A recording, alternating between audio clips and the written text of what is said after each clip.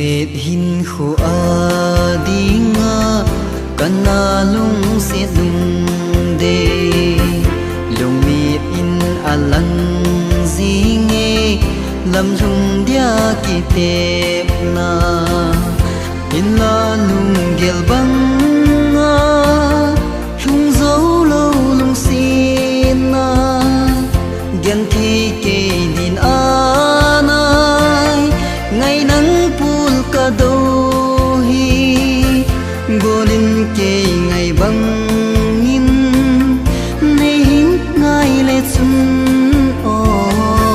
nung sit nan lep zon tin pul do na bang ta nge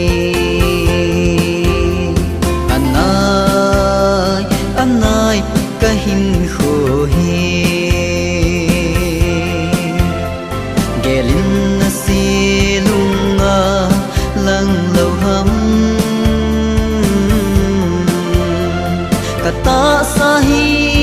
abe tiếng le golin het thi mayo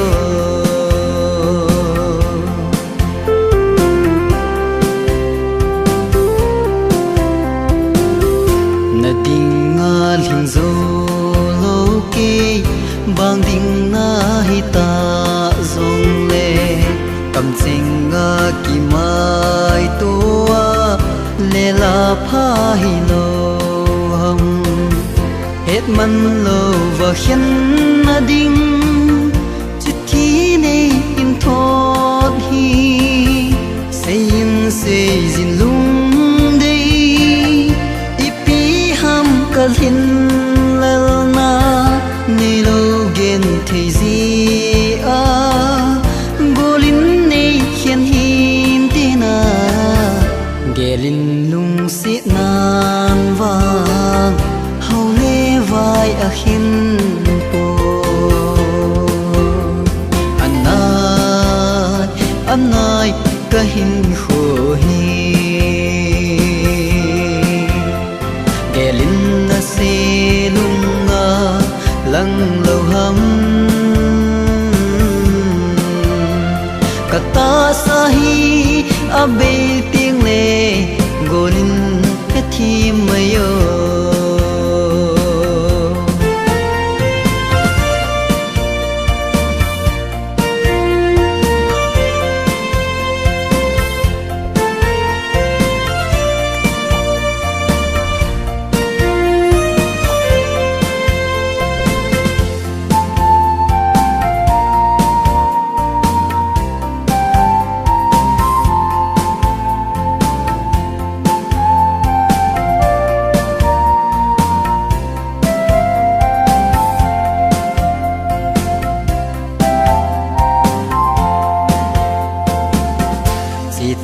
chi tan lam se lin chi tan lung si chu lo am giang phat na ni mai tan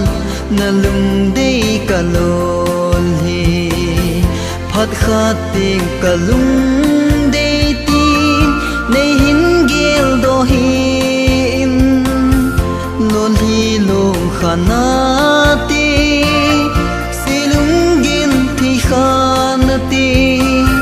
mildin hak sa zong ne hin mil mai tangina gen the kin ka thona aha sai lung di anai anai ka hin kho hi gelin se lunga lang lo hum kata sahi abe tiếng le golin het thi mayo